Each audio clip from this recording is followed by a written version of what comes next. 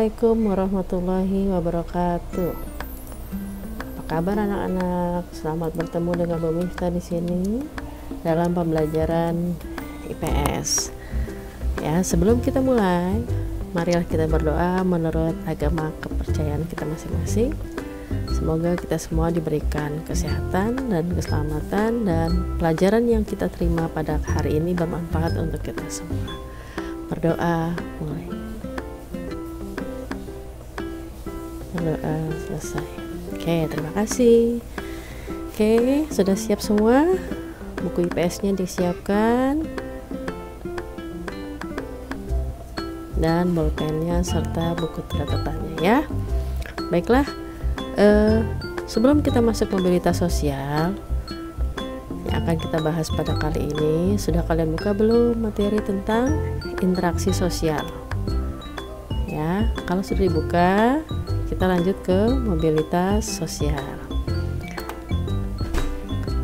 Dalam pembelajaran kali ini, kita akan membahas mengenai pengaruh mobilitas sosial terhadap budaya dan mengidentifikasi penyebaran mobilitas sosial. Dalam pembelajaran kali ini, sebelum kita masuk ke mobilitas sosial, ada dua hal yang harus kita perhatikan dalam kegiatan interaksi sosial. Yang pertama adalah kontak sosial, yang kedua adalah komunikasi. Apa itu kontak sosial? Kontak sosial dalam bahasa Latinnya disebut con atau com atau tenger, yang artinya bersama-sama menyentuh. Sedangkan komunikasi adalah seseorang memberikan tanggapan terhadap perilaku orang lain dengan menyampaikan suatu perasaan. Sebagai contoh, pada saat kalian berangkat sekolah, kemudian kalian tidak memberikan salam kepada orang tua, maka orang tua kalian akan menegur kalian. Kenapa kalian tidak memberikan salam sebelum berangkat sekolah? Itu namanya komunikasi. Ya, seseorang memberikan tanggapan terhadap perilaku kalian. Nah, dalam kegiatan interaksi sosial itu ada namanya stratifikasi sosial, lapisan-lapisan. Dalam lapisan-lapisan tersebut ada status dan ada peranan.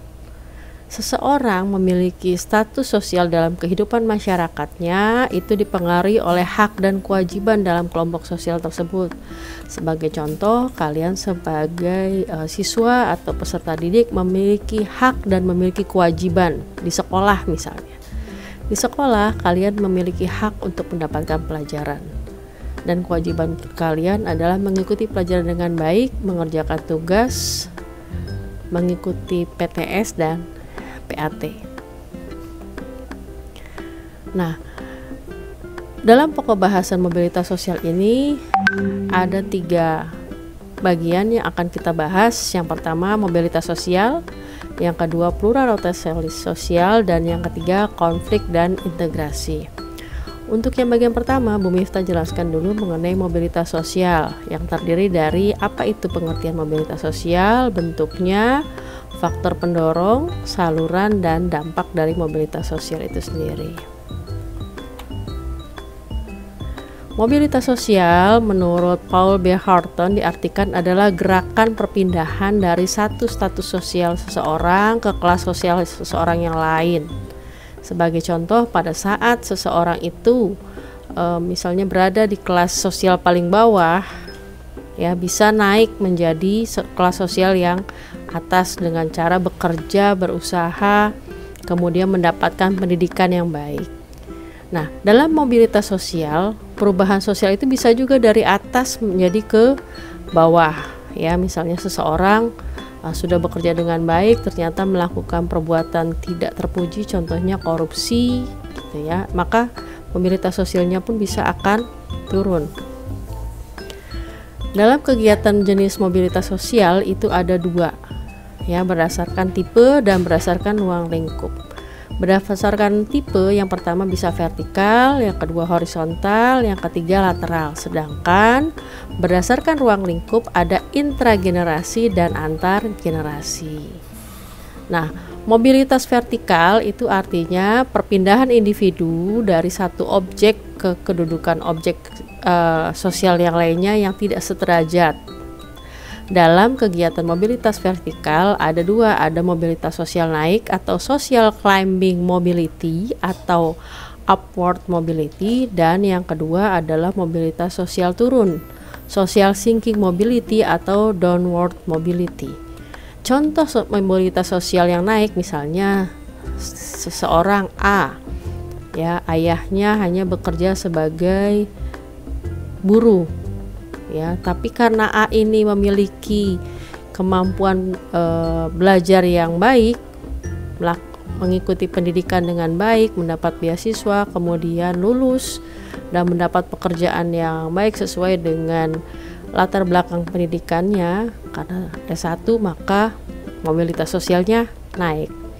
Mobilitas sosial yang turun contohnya seperti yang terjadi pada Gayus Tambunan, seorang yang bekerja ya di suatu instansi, sudah memiliki penghasilan yang baik, memiliki jabatan yang baik, karena melakukan korupsi, maka Gayus akhirnya dijatuhi hukuman.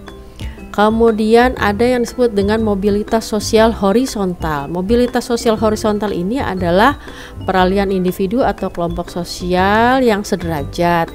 Ya, misalnya seorang guru menjadi kepala sekolah, itu adalah mobilitas sosial horizontal.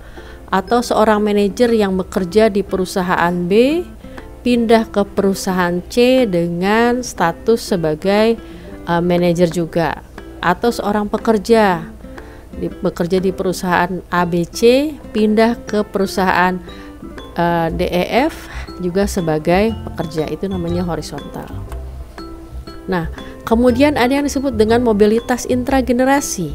Mobilitas intergenerasi adalah seseorang yang mengalami kehidupannya dalam satu generasi, merupakan perubahan sosial status yang sepanjang usianya mulai dari ia lahir sampai meninggal dunia. Contoh di sini jelaskan seorang yang bekerja sebagai juru ketik, ya, kemudian berusaha bekerja dengan baik, melanjutkan pendidikan, naik sebagai manajer, dan akhirnya dipromosikan sebagai direktur. Itu namanya mobilitas intragenerasi. Kemudian ada mobilitas sosial lateral atau geografis, dan mobilitas lateral ini ada dua, ada permanen, ada tidak permanen. Ya, kalau permanen itu adalah mobilitas yang dilakukan perpindahannya secara menetap. Contohnya suatu desa mengalami gempa atau mengalami tsunami, ya, mereka dipindahkan ke tempat yang lebih aman, masyarakatnya yang masih selamat. Kemudian ada yang disebut dengan mobilitas tidak permanen, adalah kegiatan mobilitas individu yang bersifat sementara dalam jangka pendek, ya, tidak bermaksud pindah secara permanen. Misalnya pada saat ada gempa atau kejadian luar biasa di suatu daerah, maka masyarakat tersebut pindah ke wilayah lain tapi hanya sementara. Setelah wilayah tersebut aman, mereka kembali lagi. Itu namanya mobilitas tidak permanen. Kemudian ada yang disebut dengan mobilitas antar generasi. Antar generasi ini adalah mobilitas yang terjadi dua generasi atau lebih, ya, karena adanya perubahan status sosial. Contohnya ayah, anak, dan cucu, dan seterusnya. Sebagai contoh di sini, mobilitas antar generasi yang naik, kakeknya seorang penjaga sekolah, neneknya ibu rumah tangga, memiliki anak, ya, anaknya menikah, seorang guru, anaknya laki-laki, kemudian menantunya, ya, seorang guru, kemudian memiliki anak.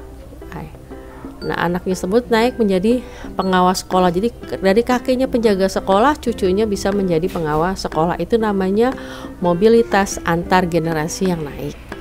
Kemudian ada yang disebut dengan mobilitas antar generasi yang turun.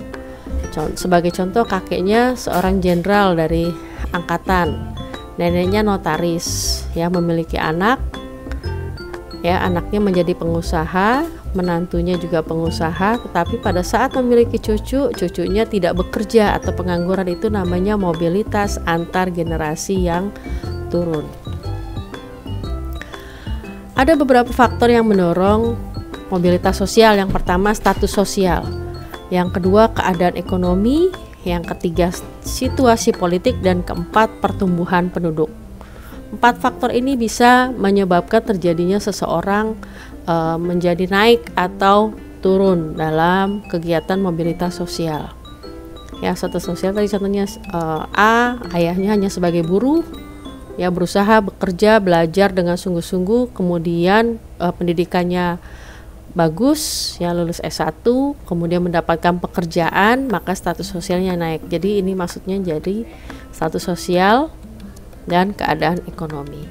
Kemudian faktor-faktor penghambat mobilitas sosial, adanya perbedaan ras dan agama, diskriminasi kelas yang kedua, yang ketiga adanya pengaruh sosialisasi yang sangat kuat, kemiskinan dan perbedaan jenis kelamin. Untuk di wilayah Indonesia, ya tidak ada perbedaan ras dan agama maupun diskriminasi kelas. Ya, walaupun memang dalam hal perbedaan jenis kelamin terkadang masih ada beberapa masyarakat yang beranggapan bahwa anak perempuan itu tidak perlu mendapatkan pendidikan yang tinggi, tapi masih sedikit ya, tidak terlalu banyak. Berbeda dengan wilayah-wilayah negara-negara lain yang termasuknya masih termasuk negara yang kurang berkembang. Nah, dalam mobilitas sosial vertikal itu salurannya ada angkatan bersenjata, lembaga keagamaan, lembaga pendidikan atau sekolah, dan organisasi atau perserikatan ekonomi.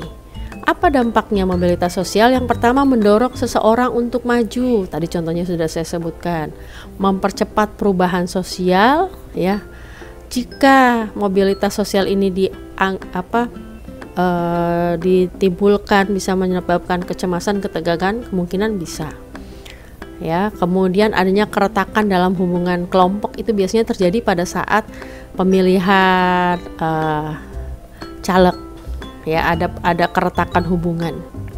Nah, kemudian bisa menimbulkan pertentangan atau konflik, pertentangan antar pribadi, kelas, kelompok maupun antar generasi. Ya, demikian yang bisa saya sampaikan. Kurang lebihnya Bu Miftah mohon maaf. Billahi taufiq wal hidayah. Wassalamualaikum warahmatullahi wabarakatuh.